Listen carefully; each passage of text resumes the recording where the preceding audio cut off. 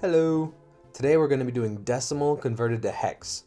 Now hex is just a fancy name for base 16. I love hex because you use letters to represent numbers.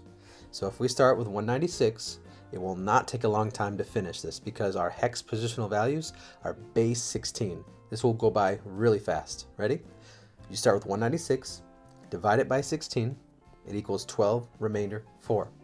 And now all you have to do is take the 16, multiply by 12, this equals 192, and then 196 minus 192 is a remainder of 4. This is how you prove your answer. Alright, put it back together, look at it one last time because you're going to take your remainder, you're going to put it right up there, and then you're going to take the other part of your answer, the 12, and you're going to shift it to the left because now you'll divide this by 16. This is 0, remainder 12. Once again, we can prove it. 16 times 0 equals 0, and then what you can do afterwards is 12 minus 0, and that will give you a remainder of 12. Alright, now you're going to take that 12, just like before, you're going to put it right up there next to the hex, and if you look closely, the rest of your answer is 0. And this means you only have 2 more steps. First thing is you have to take your 4 and 12, right, and you need to just reverse them. But remember, 12 and 4 are separate numbers.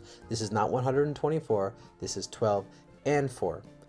In hexadecimal, we have 16 different digits, 0 through 15. And the way that we represent those larger digits is with letters. And all you do is just change them out. You're going to have 10 with A, 11 with B, 12 with C, 13 with D, 14 with E, and 15 with F. And it's as simple as that. So we have 12, so what do we change it out for? C. And congratulations, now you have C4. That is the decimal converted to hex. We can even prove it with our positional values. And you can see we have 2 symbols, C and 4, which means we only use 2 symbols from our positional values. Alright?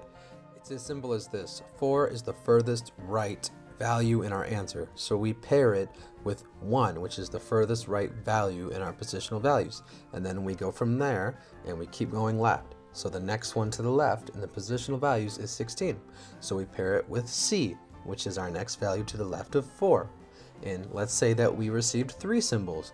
That would mean that you would then compare the third symbol to the left in our answer to the third symbol in the positional values, which would be 256. But thankfully, our number was small enough to only require 2.